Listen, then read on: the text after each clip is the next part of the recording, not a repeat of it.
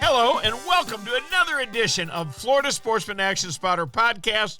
I'm Captain Rick Riles. Hey, I tell you what, we have turned this into a very fun little thing that I look forward to every week. Here's what we're going to do. We're going to make a quick stop in Paradise, check in with Craig Sutton, and see what the Marlin report is for Costa Rica this week. Then we're bringing it home to Florida, I promise. We'll start up in the northeast corner with David Voorhees, work our way down the East Coast, through the Keys, up the West Coast, out the Panhandle. We're going to get the word from every area that fishermen congregate in Florida. Now, I've got a question for the boys tonight.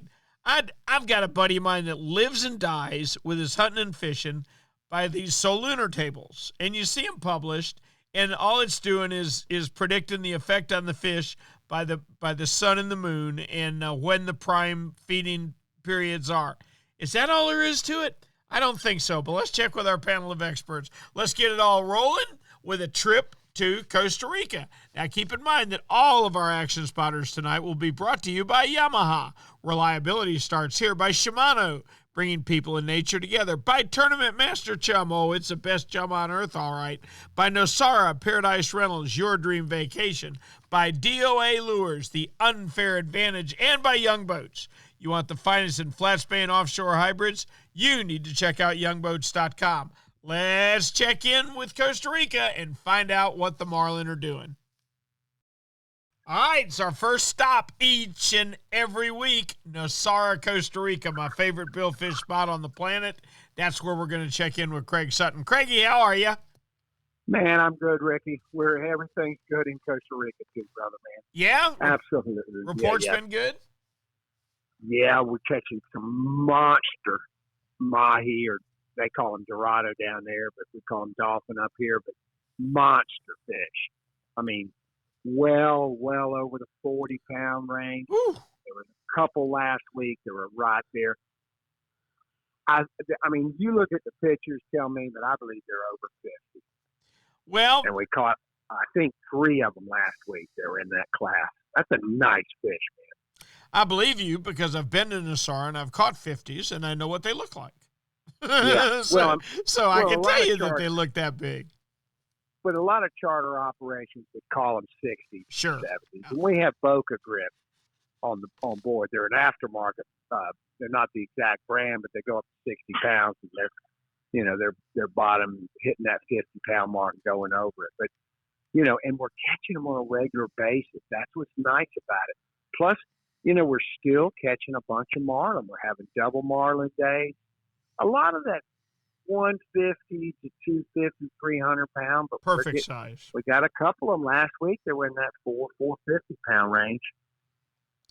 I like those. I like those young hot ones. I tell you what, you give me a hot 180 pounder anytime.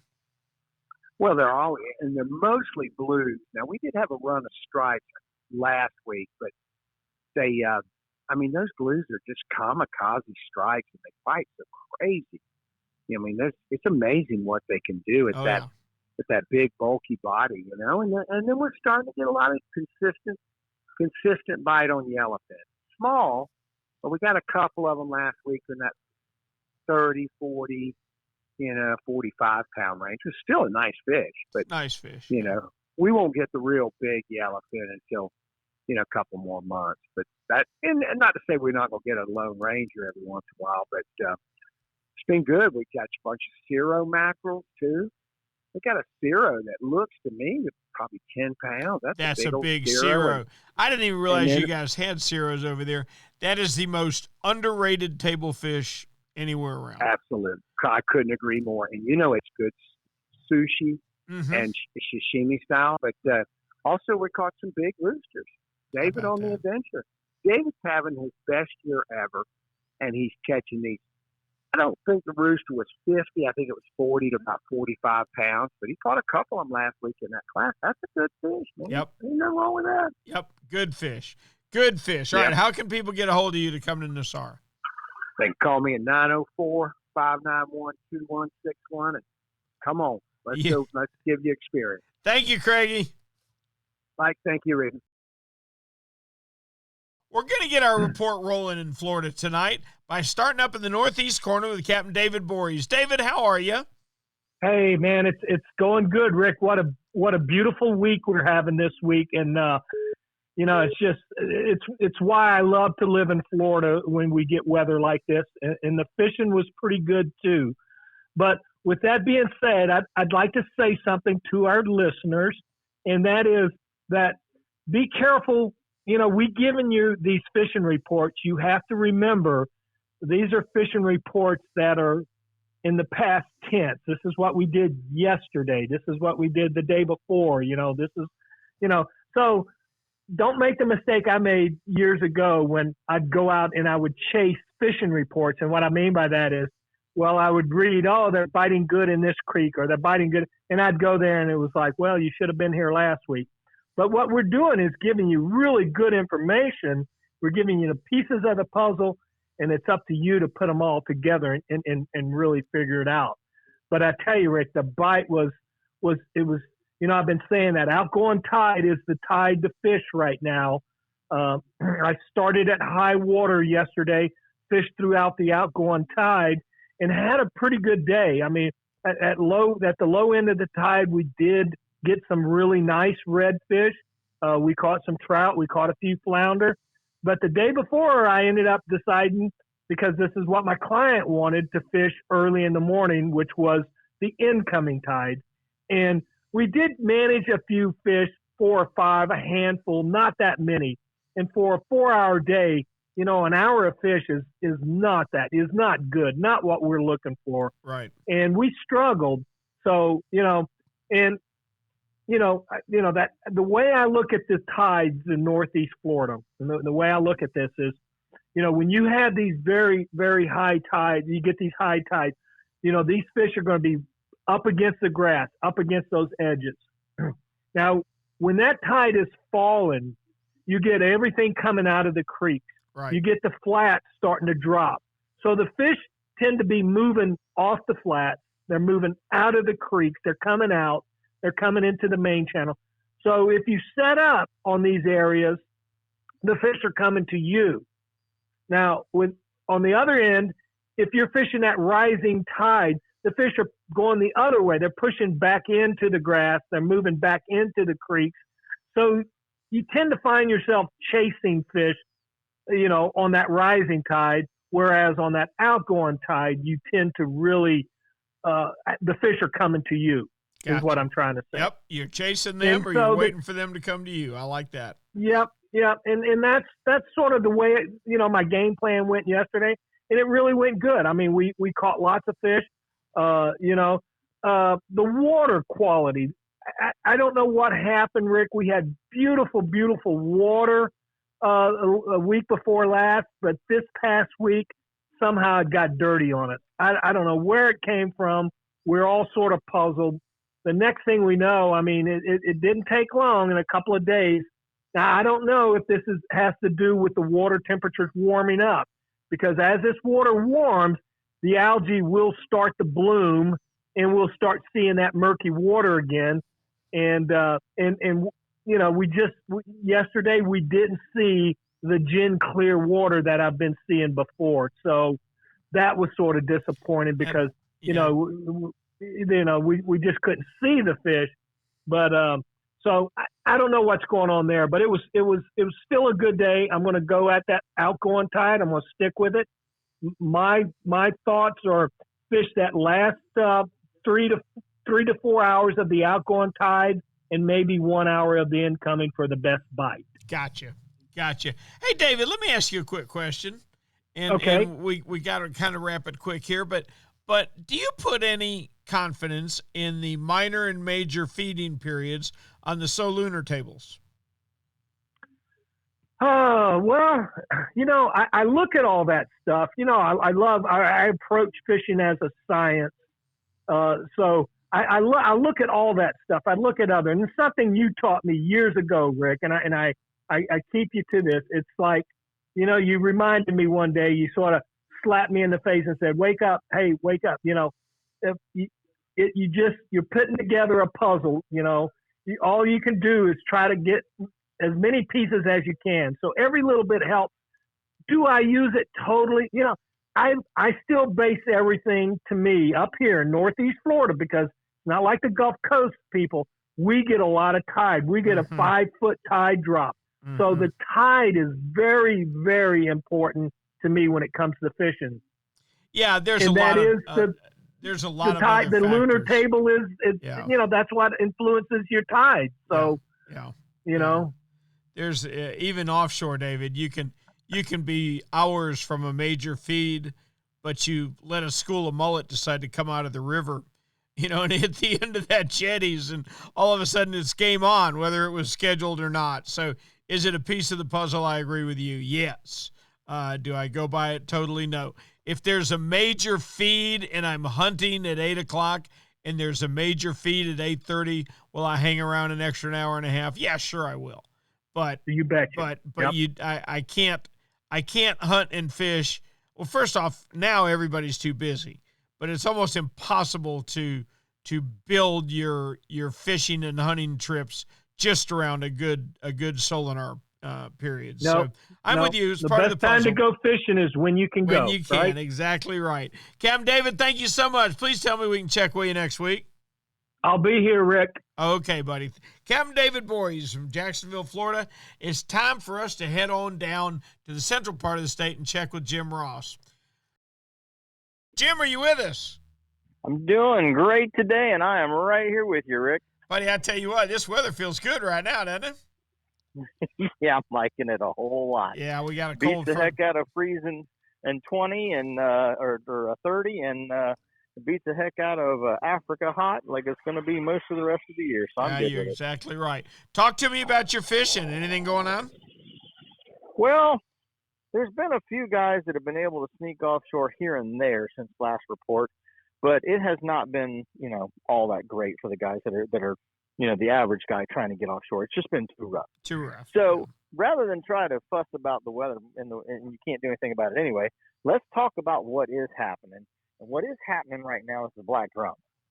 Throughout the Mosquito Lagoon, especially the southern Mosquito Lagoon, from about Tournament Bar south towards Cucumber Island over towards the Whale Tail, all of those heavy edges, all of those hard drop-offs and bars are holding schools of black drum right now. And then there are also some running around in the north end of the Indian River and a couple of them in the no-motor zone portion of the Banana River. Now, these are the same black drum that we've been talking about for the last couple of years. This year, though, these fish have, they've continued to grow. And so earlier in the year, we had fish that were in the 20 to 25-pound class, even hitting the 30-pound class. And or I should say earlier last year. And then by the end of last year, some of these fish were getting into the 35-pound, range and above. Well, we not only have those, but for some reason, we've got a whole other class of fish that showed up and has joined in with these fish. We caught fish today up to 50 pounds, sight casting to them on the flat. How about that? That is way cool.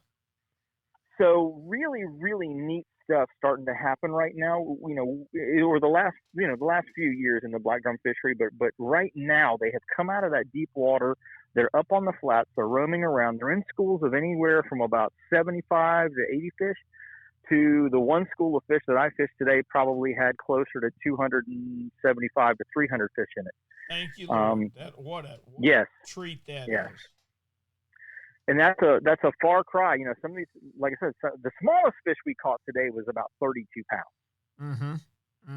The biggest fish was pushing 50, and we're in 2.5 feet of water on the flat.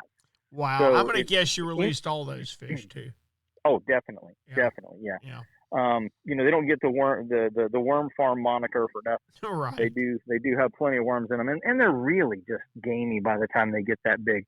But, it's a big change from what we've been catching the last couple of weeks with the small trout, the weak fish, the sheep's head. Those fish are all fun to catch, but they're not this. They're not this quality. They're not this caliber of fish.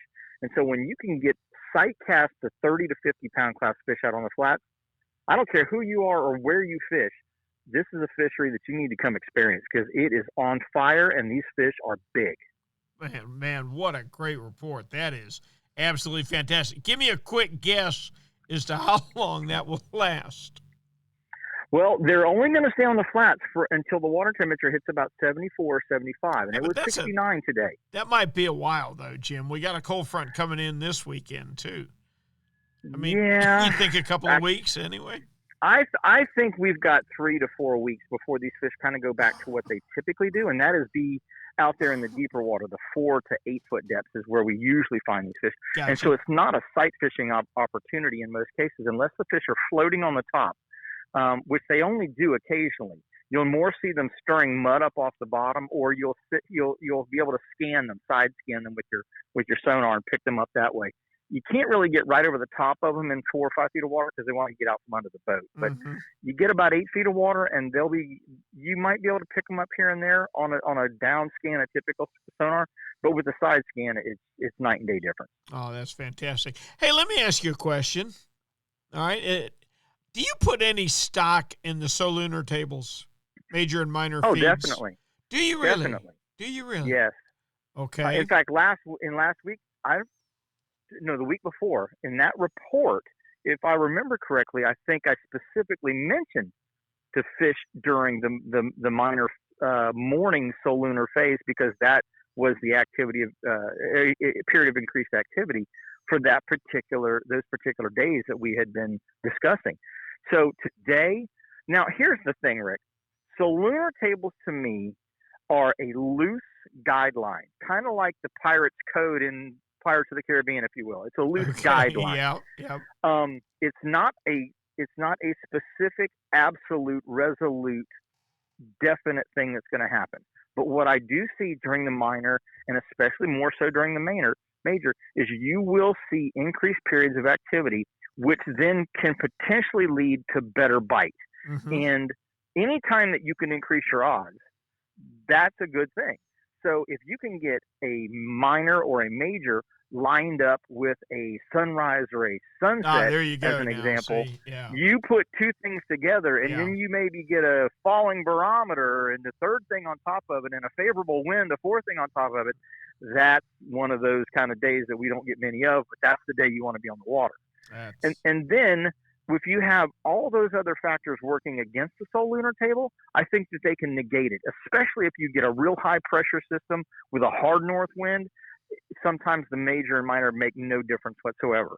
But I think overall, those periods of activity are better to fish on or hunt on than the ones that aren't. I'll be darned. That's fantastic. I'll be darned. It's so funny, and the same thing holds true in hunting. I was driving home from the hunting property yesterday. I counted more deer out running around just after dark last night, including some in the middle of the doggone daytime, that I have seen in I don't know how long. I mean, we filled our feeders up in North Georgia yesterday. 3 hours later, my camera's blowing up. It's just crazy. And then you'll go up there next week, and you swear there hadn't been a deer there in 20 years. Jim, we appreciate it so much, and thanks so much for your reporting. And if it's all right with you, we'll check with you next week. I look forward to it, Rick. Thank you, Jimmy. Now it's time to head on down to my favorite fishing village, Stuart, Florida, and check in with one John Earhart. John, are you there? Yes, sir. Glad to be here. Glad to have you, buddy. Tell me how it's going in Stuart. Offshore fishing's been pretty steady this week. Catching a lot of mahi in 90 feet of water. Oh, been catching a few sailfish too, but we've had like a little influx of mahi action, so that's been real nice. That's extremely good. And you say the sailfish have been a little slow? Yeah, it seems like the sailfishing slowed down a tad. You know, we're still seeing 2 or 3 fish a trip. Okay. You know, so there's definitely a few opportunities mixed in with the mahis. I've seen a few wahoo caught. Still some nice big blackfin tuna, and the cobia are starting to show up a little closer to shore too. So we got cobia action, mahi action, sailfish. You know, we got good action across the board. You know, and the snapper fishing will start to pick up once we get later in the month and into March. You know, those mutton snappers and mangroves really start to get a little bit larger on the reef, and they're pretty easy to catch. Any manta rays yet? I've been seeing a few manta rays, but not a lot like I would expect in mid-February. You know, usually we get those manta rays close to the beach, and there's typically some cobias not far behind them. Mm-hmm. Hey, John, let me ask you a question. You're like me. You fish and you hunt. Do you pay any attention to the Solunar tables, major and Absolutely. minor feeds or not? Absolutely, I do. I think that it helps tremendously if you know where to fish. So depending on what species you're targeting, if you time it with the Solunar tables, you're absolutely going to have better catches. Really? Now, you said that what fish do you think it has a big effect on? Sword fishing, especially, it has a huge effect. I see. I find that the moon phase plays a big part in the tides, and that affects your snook fishing. So I watch the Solunar tables for snook fishing and the moon phase, and they're kind of correlated hand in hand, and that's going to definitely increase your catch ratio if you know where to fish, and the Solunars are going to tell you when to fish. That's outstanding. That's perfect. John, thank you so much for a great report, and please tell me we can check with you next week. Yep, let's check in next week. You got it. Thank you, Cap. Time to check in with the mayor of South Beach, Captain Alan Sherman. Alan, how are you? Doing fine, Rick. How are you? Good, good. Talk to me about your fishing. I understand you've been in Flamingo. Well, I'm on my way home, and I'd like to say it was fantastic, but it was very, very slow. Really? The highlight of it, we had quite a bit of wind, and we didn't have a lot of tidal flow, and I hit a lot of spots, and the shrimp were small, and the casts were not accurate, and the fish wouldn't bite. Yeah. A lot of factors there. But we did have one nice fish during the day, an 18-pound Goliath on light tackle that we got to the side of the boat and took some pictures and released. Big smiles from the angler, and kind of made the day. Good deal. Hey, Alan, let me ask you a quick Goliath question. Are they as good? We don't get a lot of them up here, and I've had some eat my snapper and such and swim off with them, but are they as good, or when you've got a little 18-pounder like that, is he like a snook? Does he immediately head for the closest structure, or will he kind of fight it out in the open? That fish we caught in the open. We were soaking a live pinfish on the bottom when he ate it. We were near mangrove shorelines, but that fish was not near the mangroves when he ate that bait. When we released them, the water is so dirty, tannic, that it's hard to see them once they get a few feet below the surface. So, and it was late in the day, so I don't really know which way that guy went. I do know that he was healthy when he swam away because he threw some water up in our faces to say, "There you go," as he swam away. I understand. Hey, let me ask you a quick question. All right? Sure. I hate to spring this on. Did you read the question for today about the Solunar tables? I did, and I liked your remark, and I'm 100% with you. And that remark was, I like the bite in the morning, I like the bite in the afternoon, yep. And I really don't check those Solunar tables. I'm out for the whole day. It's not like I can wait for that table to get right to hit a spot. I got to find spots as you go. The tide is definitely important to each spot that you fish, because each spot you fish, the fish will feed a different tide. And you kind of plan your day that way. If you got a low tide spot, that's where you go. If you got a high tide spot, that's where you go, depending on what time of the day it is. Yeah, I think you're absolutely right. Offshore, which is 90% of my fishing, I've always felt like you give me the first 2 hours of daylight and the last 2 hours of daylight, and I'll give you the rest of the day. So I'm not a huge believer, but and I've gotten a lot more serious about my hunting in the last 5 years.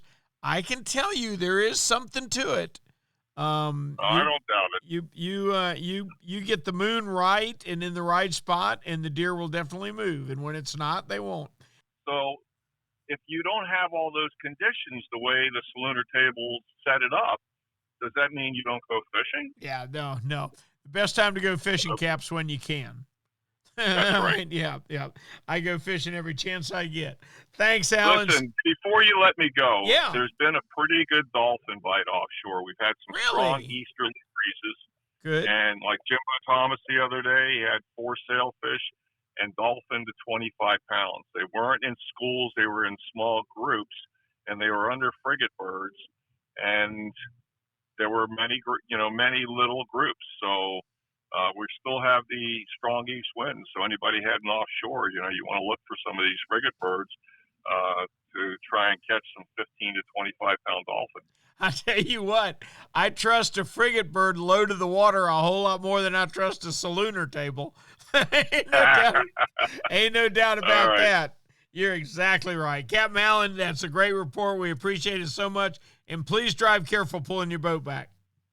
I'm almost home. All right, buddy. Good luck. All right, we're going to take a little jump across the state. We're going to head straight from Miami Beach over to the 10,000 Islands, where we will find one Captain Steve Dahl. Steve, how are you? I am fantastic. Man, I like the sound of that. Tell me what's going on. Well, we got a little break in the weather. We got a really nice 10-day warming trend we're kind of in the middle of, and the fish are cooperating. So our water temperatures are climbing into the probably low 70s at this point, which is kind of the magic touch for us. And just about everything's in play inshore and offshore. So winds have been a little bit down, so we've actually been able to get out, and a lot of guys are starting to get offshore again, which is great. Fish are cooperating, lots of red grouper, lots of snappers, big mangroves, football-sized mangroves, which are fantastic. And more on the inshore side, it's, the big three is really in play. If you need a backcountry slam with a redfish, a snook, and a trout, now's the time. We've just had this Chamber of Commerce weather that has just been fantastic. And, probably leading that list is that a little bit of warming trends really fired up the snook again. So lots of good fish coming to the boat, and a lot of fish in that 30-inch class, and with some fish in that mid-30-inch range too. So it's nice to see that we're getting, some of those quality fish, at least on the snook side. The trout are running small, but there's plenty of them. And the redfish bite's pretty steady. They're just not bunched up. So you're kind of more of a by-catching with your snook fishing, using pilchards and, things like that. So they're willing to chase baits if you want to throw artificial, so keep that in mind. But fishing's really good right now down in the 10K. That's fantastic. Let me ask you a question. Now, I understand you're in the charter business and you have to go fishing when your customers book you to go. But for your own fishing, do you pay any attention to the Solunar tables, or are you just going to go when you can? Do you really? I really do. I think there's been lots of data, lots of, legendary guys like Doug Hannon from the bass world have chronicled historical catches. The Muskie world does that, and there's some truth to it. Around the full and new moons, you're seeing the larger fish are motivated to eat, if you will. So I'm a believer in that. I think a lot of people put the stock in the fact that they're going to be more aggressive per se, and I'm not 100% sold on that. I'm more sold on the fact that I think full and new moons move fish. And so if you look at we'll break it down really quick into freshwater and saltwater. If you look at freshwater, in the state of Florida, bass can spawn 5 months of the year, and big female bass move up on the new and full moons to spawning grounds, and those fish are vulnerable. Okay, so you got fish coming to spawning grounds. If you can intercept them, you're going to just do amazing. If you look at all the major bass tournaments held in Florida, bass, FLW, Major League Fishing, all that stuff's done around the full and new moons in January, February, and a little bit of March, because those are the peak months of our spawn. So that's proven. So time and time again, I've experienced it because I'm a bass fisherman and a former tournament bass fisherman. So that's on the freshwater side. You take it over to the saltwater side, you got a little bit different impact, because the full and new moons obviously have an impact on our tides. So that, I think, just bunches up fish a little bit. And when you start talking about spawning seasons for, say, redfish and snook, I think it concentrates those fish because they know the tide is going to be strong, and it's going to take those away to safe places in the estuaries. And I think that's pretty – yeah, I really do. I've read on that quite a bit and talked to some folks over at the Mote Marine Laboratory about stuff like that, and that theory seems to hold true for the inshore stuff. I don't really have enough experience on the offshore side to really understand. I know, snapper bite can be fantastic at night around, full or a new moon in our area. I've experienced that, but, I don't really have a lot of knowledge or firsthand knowledge how that impacts the offshore guys per se. But I don't know. What's your thoughts? Is that something? I agree with you on the fact that the stronger tide clearly is better. And we have also found offshore. Now, I would have to think when I'm 70 miles offshore that the tide as we know it in the river is not, there's not a high and a low, like there is inshore. But I can tell you that the stronger the current, but still fishable, which sometimes it's unfishable. Sometimes with 24 ounces, you can't touch the bottom. So discounting those time, I would much rather have a current than no current. No current is so easy to fish, and the catches are so poor. You get that water moving a little bit. So I'm sure there's something to it. I'm sure there's something to it on the ground with the deer too. But you're right. The moon is not the only piece of the puzzle. It is certainly a very important piece of the puzzle. Steve, as always, we really appreciate it. Please tell me we can check with you next week. Oh, I can't wait for it. Can't wait for it. Thanks, buddy. Captain Steve Dahl from down in 10,000 Islands. You know what Yamaha Outboards love? The genuine formula and consistency of Yamalube marine engine oils. What? Outboards are subjected to punishing conditions like high loads, salt, and humidity, a mix that automotive oils can't handle. Yamalube full synthetic and marine performance formulas are certified to protect against friction and corrosion for reliable performance every time. Find Yamalube marine oils at your nearest Yamaha Outboard dealer. Locate them at yamahaaoutboards.com/dealers. Yamaha, reliability starts here. Hey, Raj, being consistent is a mark of a quality product. If you've been Florida's #1 chum for over 10 years, there's got to be a reason. For 10 years, Tournament Master Chum has lived up to its name. That's why more tournament pros insist on Tournament Master than any other chum. It's the only chum with menhaden milk mixed right in. That means it gets the scent out faster and deeper than any other brand of chum. It comes in a grind size for every species from kingfish to catching bait. Your fishing time is way too precious to use second-rate chum. Bring the action to you by insisting on Tournament Master Chum. It's worth every penny. When you're ready for the finest in custom-made flat spay or inshore-offshore hybrids, you are ready to meet the Young family in Inglis, Florida. For over 21 years, the Young family has built custom boats one at a time for every type of fishing. Nothing can sneak up on a flat quite like the Gulf Shore flats boats, and I've never fished a better hybrid than the Young 24s and 27s. Rob Young is a naval architect who takes tremendous pride in each and every build for each and every customer that wants their boat custom built exactly the way they want it. Is it time for you to move up? Are you ready to own the finest boat built? Then you need to visit the Young Boat facility in Inglis, Florida, or check them out online at youngboats.com. Now we're going to pull up to the southwest part of the state and check in with the Snook master himself, Captain Greg Stamper. How we doing, Snooky? I'm doing very well, Rick. Good to talk to you. Always good to talk to you. I look forward to it every week. Tell me how your week's fishing's been. It's been a little bit up and down. We are still dealing with quite a bit of the dirty water, which started to clean up, and we got a little bit more wind, and it kind of mucked things up. The tides are still pretty low in the mornings here. We're kind of waning off those winter tides, which eventually it's going to start cleaning up, and the water will definitely warm up a little bit more over the next few weeks. Hopefully we're done with real winter, and we're moving into spring, but you know how that goes, Rick. It is what it is. Now, as far as fishing went, we did some pretty good overall on the trout.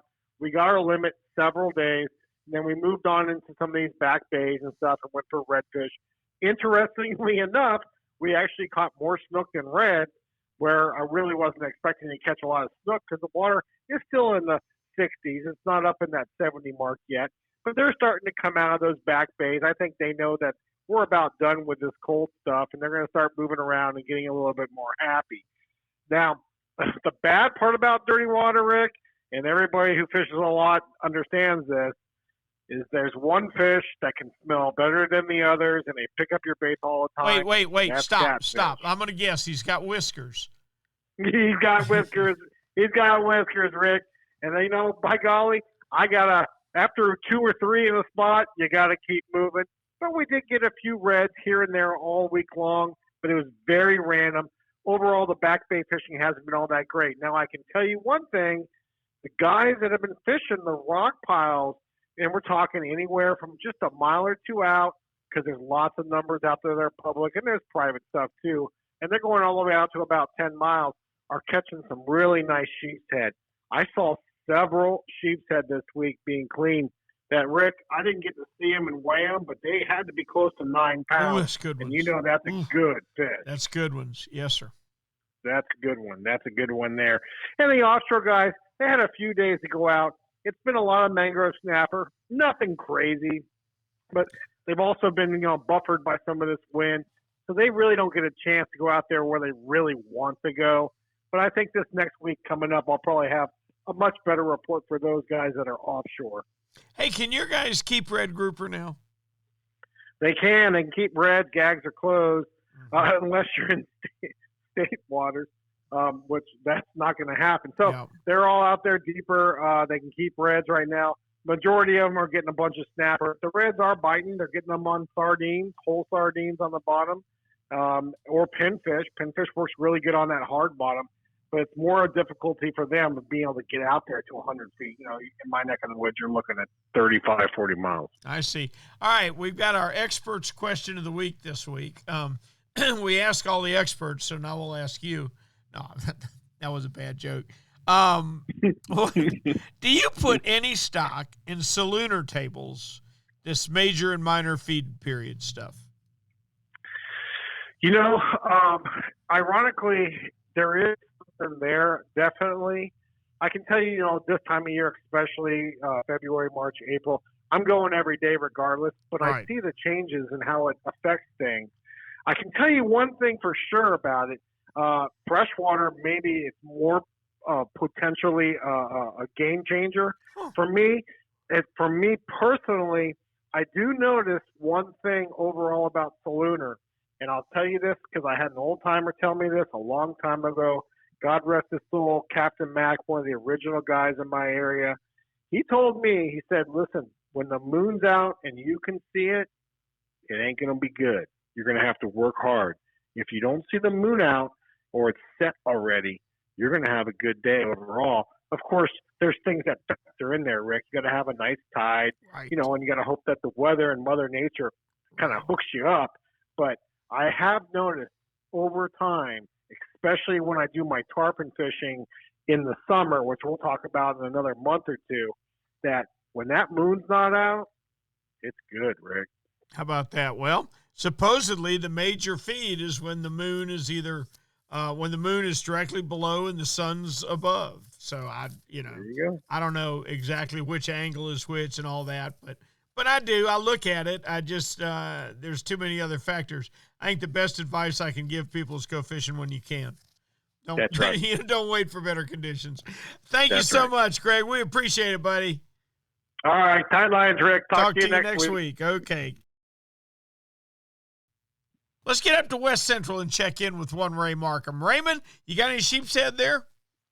Yes, sir. Good. We got sheep's head, we got pompano, we got Spanish mackerel, we got redfish, we got trout, we got snook. Biggest thing is just finding them, that's all. Yeah, but they're in the area. I mean, fishing for all those is good. That's excellent. It's really been a week of what I call kind of scattered fishing, because I'm getting reports, not super good reports, but reports of different things kind of all over, which I think is kind of a good thing. All that one thing that tells me is that there's probably bait in more locations now than there has been in the last few months.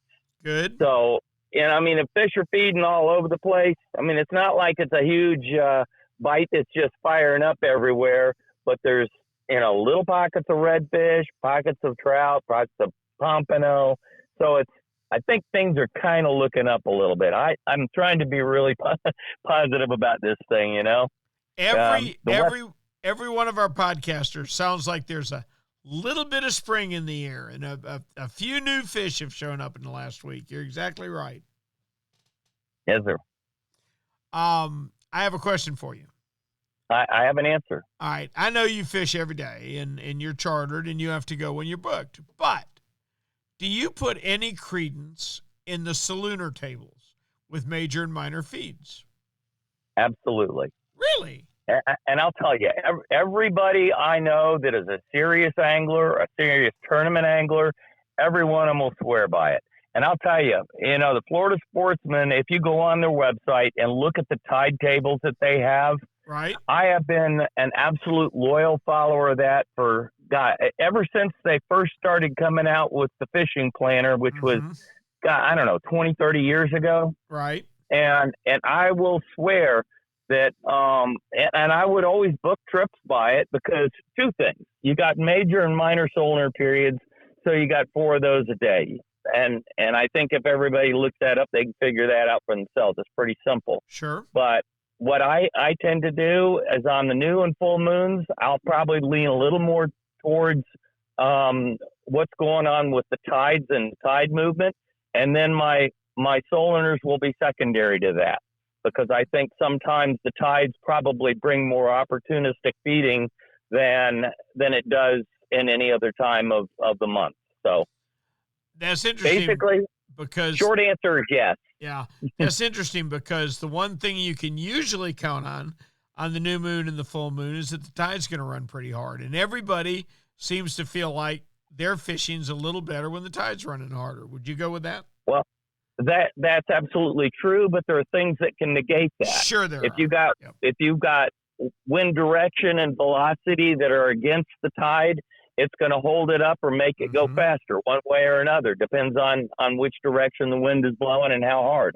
So that can change, and then I'm going to go for the solar periods all day long. But some people, and I believe this because I followed barometric pressure, wind velocity, direction, tide changes, and strength for years. I mean, decades.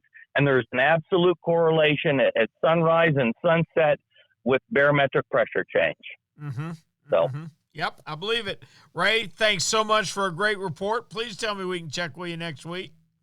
You betcha. All right, enjoy your meeting tonight. Thank you, buddy. Well, it's time to check in with one William Tony, but before we do, let's get a word from D.O.A. I recently had a chance to stop by D.O.A. World Headquarters in Stuart, Florida. I wasn't the least bit surprised to see company founder Mark Nichols hard at work on a new fish-catching invention. What was shocking to me was that he was working on the original D.O.A. shrimp, the same shrimp he patented in 1985, the stealthiest wintertime bait ever made. It's the only bait that lands so subtly that spooky wintertime fish will never hear it. That bait was getting Mark's full attention. "What are you doing?" was the obvious question. Mark looked at me sideways. He said, "Look, I've never stopped working on the shrimp. It's got to catch more fish every year, so I've got to make each batch better than the last batch." Well, I tell you what, he's now got all the production in-house, and here's what that means. Today's 3- and 4-inch shrimp are consistently the best shrimp he's ever made. You know what? I get it now. The D.O.A. shrimp that fooled 1 million fish in 1985 has had to keep up with the times to keep making your fishing better. It's winter. The water's cold. The fish are spooky. The 2022 version of the D.O.A. shrimp is the stealthiest, most lifelike, and deadliest bait you can throw. Now it's time to head on up the coast to the mayor of Homosassa, one William Tony. Cap, how we doing? Doing good right here in downtown Homosassa. I tell you what, if you could just put a key in the lock of time and stop it right here, we got some beautiful weather here on the Big Bend, and I tell you what, if it's just a precursor to how our March and spring's going to be, it's going to be fantastic. Yeah, I got to tell you, my buddy that owns a place in Nosara there in Costa Rica, it's right on the equator. It's a high of 88 maybe every day, but almost no humidity. I mean, and it's 365 days a year. It never, and I'm just like, man, could I stand that? But I'm with you. I love this weather. Yeah, I was surprised the first time I ever went to Costa Rica. And as soon as, I stepped off the plane in a pair of shorts and a T-shirt in San Jose, I was like, I'm underdressed. It's chilly. It feels good. It just always seems to be just right to me. Tell me about your fishing this week. Well, fishing this week, I tell you what, we're in the tide swing where we're going to have tide late evening and early morning. So, one of the best things when that happens, the red fishing in our area is generally better on the incoming tide. Now, you get up towards Steenahatchee and Keaton Beach, that area, low tide could be good too, because the redfish will be kind of out on the flat. It's a little bit different than fishing south of Cedar Key, where the redfish will get up on the points and everything as when the incoming tide starts. But what I've been doing is targeting some real nice sea trout. In fact, it's almost like bonefish, and the water's so clear out there, and you'll see big schools of them this time of year, and they come in with an incoming tide. But even on low water, if you're on a flat that's about 18 to 24 inches deep, you'll see them out there, and especially around the rocky outcroppings, which we have a lot of limestone bottom here in Homosassa, and those trout will ring and they'll lay around it. And especially when that limestone has been exposed to the sunlight for about 4 or 5 hours and a tide comes in and covers it, those fish will lay right on top, and you can just anchor down and have a good time with them. Oh, that's outstanding. That sounds like easy fishing. Now, will you be able to see those fish as we get further into the spring, or do the microorganisms kind of cloud your water up too? That's what happens. When that water starts to get warmer, it definitely gets a little more cloudier. And you can still see them, and you can see our redfish. We do have some great, clear water here, on the Big Bend, and especially the Homosassa area. But, when it does start to warm up later in the spring, you're right, it does start to cloud the water. But, you can still get in some areas where, there's sandy bottom and things like that. You can outline the fish pretty good on it. I see. All right. I like that. Now, are the sheephead moving much in your area yet? Yep, the sheep's head bite is definitely on. And the big thing was, we've had a whirlwind of weather since last week. We went from the, low 30s to, highs of 50. Now we're hitting, low of 50 and 80 degrees. So big swing in temperatures. But the sheep's head are still out there. I've been catching them out in about 10 to 12 foot of water. And again, high profile rocks. So the bigger the rock, the more fish will be around it.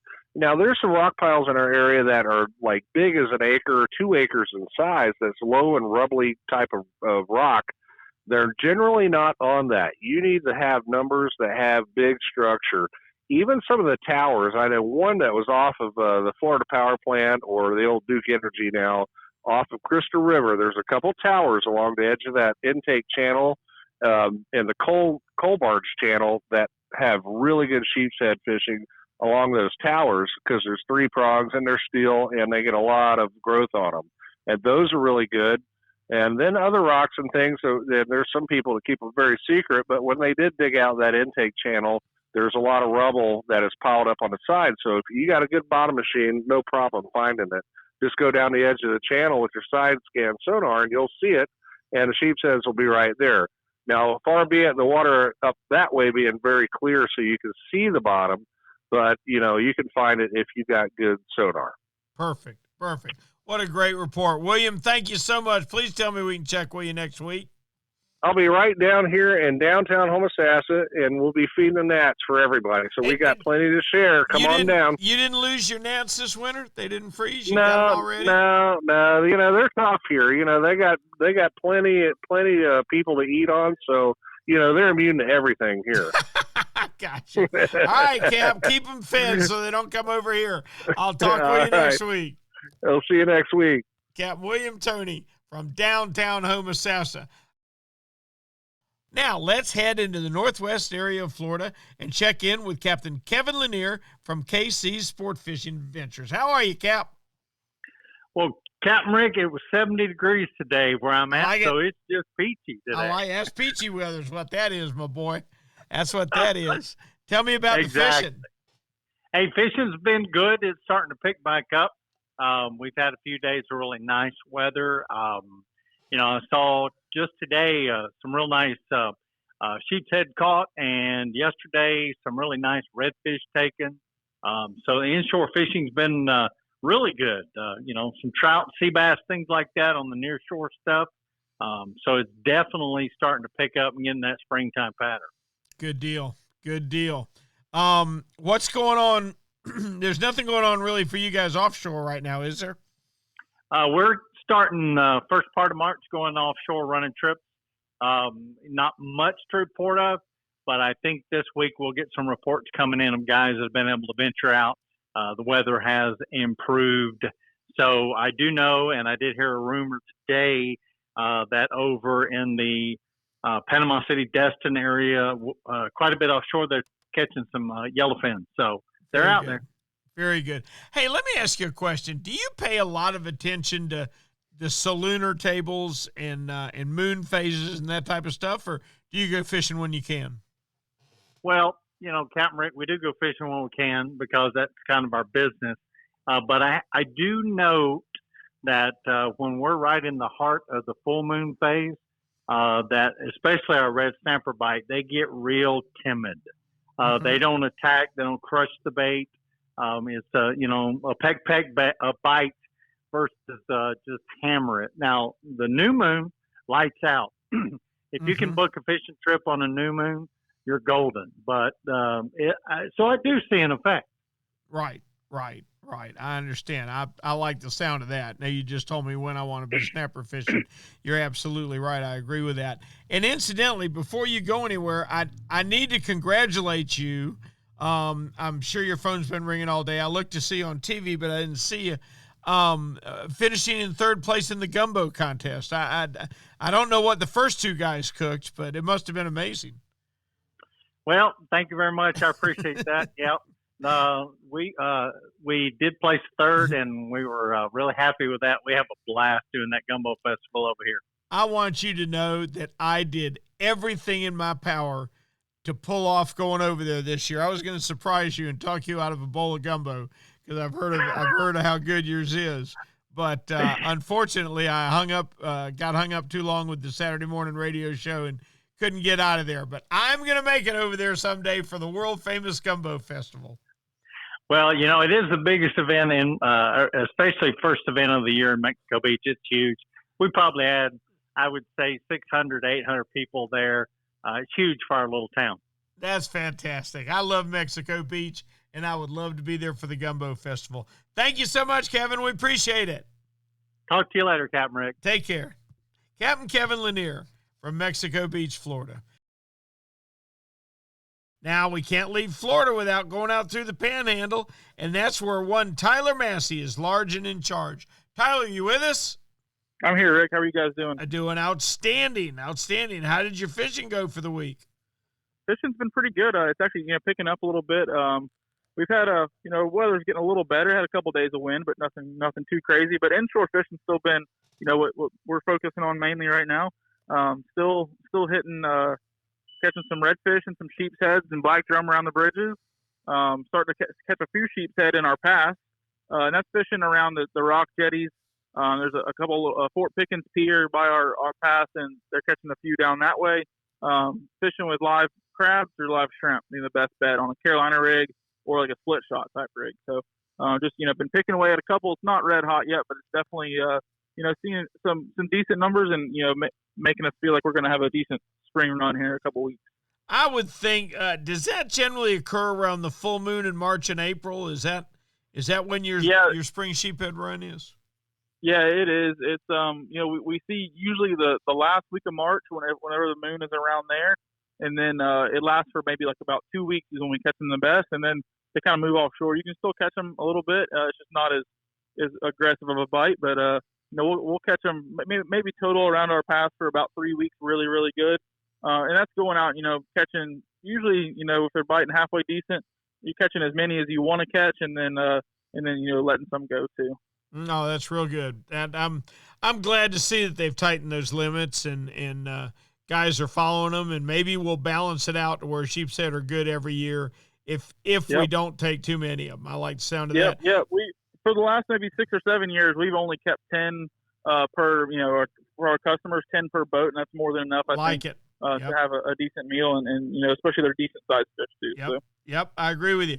Anything going on besides sheep's head? Yeah, we've been catching a few redfish. They're starting to get on the docks a little bit. So we're pitching the docks with live shrimp, or you can catch them on artificials as well. But down center of the sound, the intercoastal waterway, picking a few off on the docks, and that's just we have to try to pitch the bait under the dock as far as you can, almost like you're bass fishing. So, just kind of, dock hop. We like docks with covers and big surface area on the end and a little bit deeper. And then, it's been picking up too. It'll only get better from now until the summertime. So that's one of my favorite types of inshore fishing for sure, is catching these redfish off docks. That sounds fantastic. Tyler, thank you so much for a great report. We really appreciate it. Please tell me we can check with you next week. We'll be here, Rick. We'll see you guys. Okay. Our thanks to Tyler Massey, and that puts a wrap on what has been a lot of fun going around the state. I tell you, everybody's getting into that springtime mood. You can just hear the guys, the pep in their voice, and fishing's picking up, weather's settling down, and I was fascinated with the Solunar question. All of them believed in the major and minor feeding periods. It just can't be the only piece of the puzzle. Now, can it dictate if you've got a choice on which half a day you want to fish? You're darn right. I'd grab one with a major feed in it. But that doesn't mean you don't go fishing just because it doesn't show the fish are going to bite. Whole lot more to it than that. Hey, listen, we're so thankful this week. Our show has been brought to you by Yamaha. Reliability starts here. By D.O.A. Lures, the unfair advantage. By Nosara Paradise, your dream destination. By Shimano, bringing people and nature back together. By Tournament Master Chum, it's the best chum on earth. And by Young Boats. You want the finest in flat spay and offshore hybrids, you need to check out youngboats.com. Hey, until next week, for Florida Sportsman Magazine, I'm Captain Rick Riles. Tight lines, and we'll see you on the water.